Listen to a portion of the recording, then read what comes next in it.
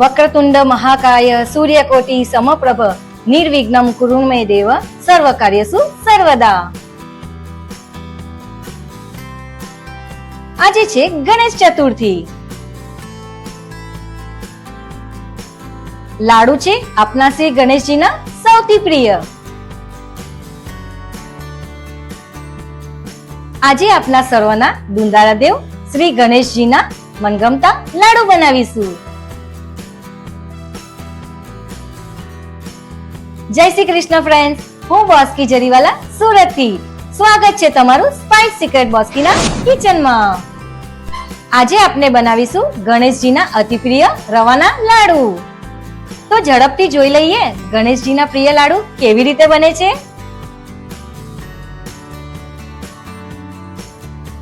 1 kilo રવો, 400 ગ્રામ દેશી ગોળ, 400 ગ્રામ દેશી ઘી, 1 બાઉલ હુંફાળું દૂધ, 1 બાઉલ હુંફાળું પાણી, સિંગદાણા, નાની નારિયેળની વાટી અને ખસખસ. નેક્સ્ટ સ્ટેપમાં એક મોટા વાસણમાં રવો ચાળી ઘીનું મોણ નાખી દેશું.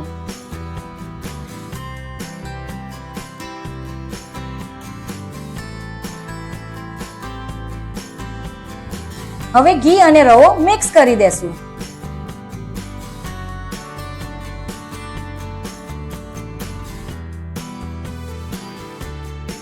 રવો અને ઘી મિક્સ થઈ ગયા છે તો નેક્સ્ટ સ્ટેપમાં દૂધ અને પાણી ઉમેરવાની તૈયારી કરીશું.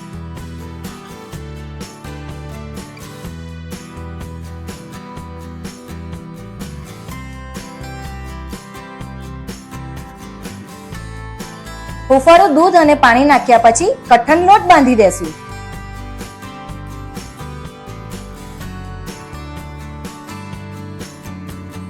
આ રીતે કઠણ લોટ બંધાઈ ગયા પછી 10 મિનિટ માટે રેસ્ટ આપશું.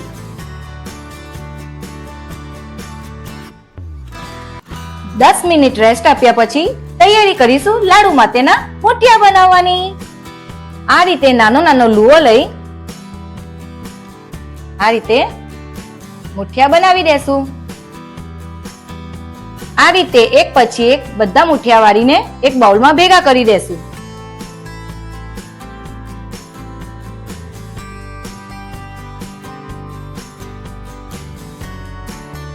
બધા મુઠિયા વાળીને તૈયાર છે તો હવે તૈયારી કરીશું મુઠિયાને તળવાની. એક કઢાઈમાં તેલ લઈ તેલ ગરમ થવા મૂકી દેશું. તેલ ગરમ થઈ ગયા પછી એક મુઠિયા નાખી તળી લેશું.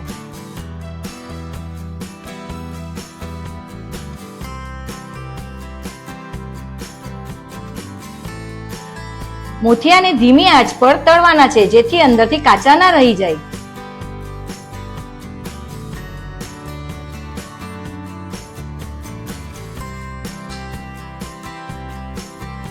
મુઠિયા તળાઈને રેડી છે તો હવે મુઠિયાને મોટા વાસણમાં કાઢી નાખશું. આવી રીતે એક પછી એક બધા મુઠિયાને તળી નાખશું.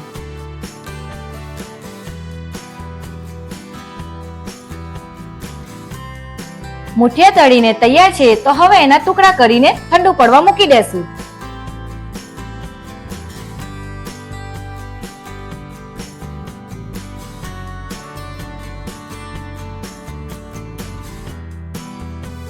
મુઠિયા તળાઈ ગયા પછી સૂકા કોપરાને પતલું પતલું કાપી કોપરું અને દાણાને તેલમાં તળી નાખશું.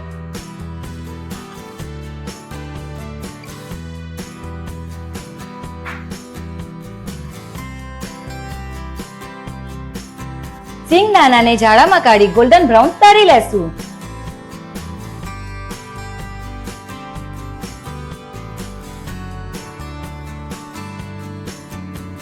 હવે સિંગદાણાને એક બાઉલમાં કાઢી ઠંડુ પડ્યા પછી એના છોડા કાઢી નાખશું. એવી જ રીતે સૂકા કોપરાને પણ ગોલ્ડન બ્રાઉન તળી લેશું.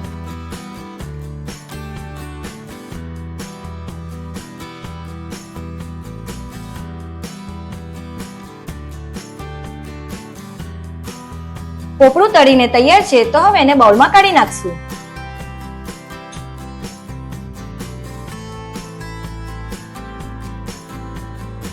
સિંગદાણાના છોડા કાઢી નાખ્યા પછી સિંગદાણાના 1/2 ભાગ કરી નાખશું. મુઠિયાના ટુકડા ઠંડા પડીને તૈયાર છે, તો હવે એને મિક્સરમાં બારીક વાટી દેશું.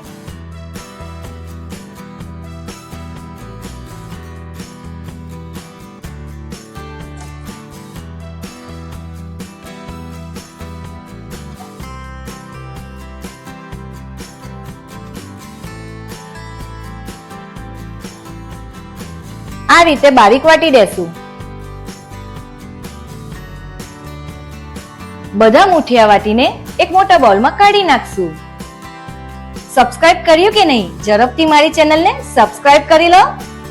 ત્યાર પછી મોટી કટોકમાં ગોળ અને ઘી કાઢીને ફેટી લેશું.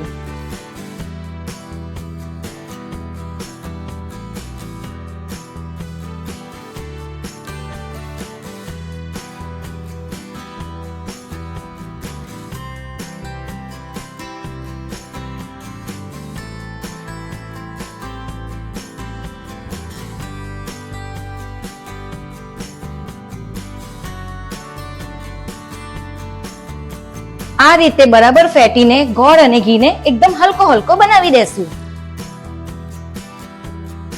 જો તમને ઘી અને ગોળ ઓછા લાગે તો તમે તમારી જરૂરિયાત પ્રમાણે નાખી શકો છો.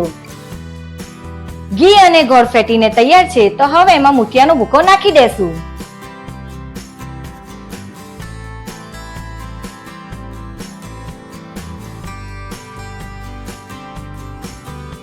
હવે મુઠિયાના ભૂકાને ઘી અને ગોળમાં બરાબર મિક્સ કરી દેશું.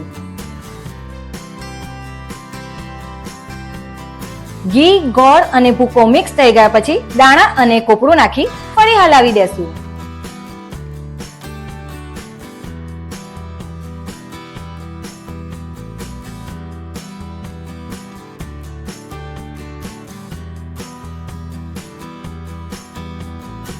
બધું બરાબર મિક્સ થઈ ગયા પછી તૈયારી કરીશું લાડુ બનાવવાની. આ રીતે લાડુનો થોડો માવો લઈ લાડુ વાળી દેશું.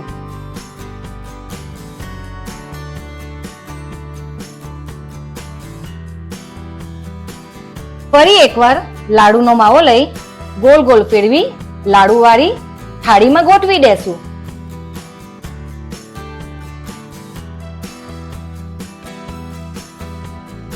આ રીતે એક પછી એક બધા લાડુ વાળી દેશું. બધા લાડુ વાળીને તૈયાર છે, તો હવે લાડુની ઉપર ખસખસ ભભરાવી દેશું.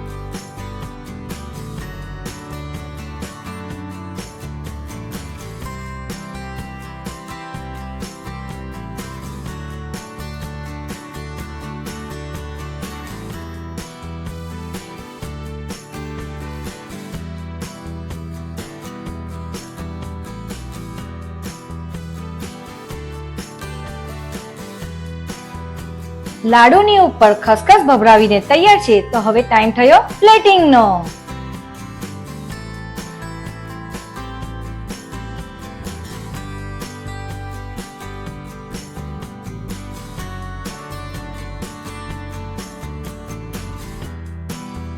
તો તૈયાર છે ગણેશજીના મનગમતા રવાના લાડુ.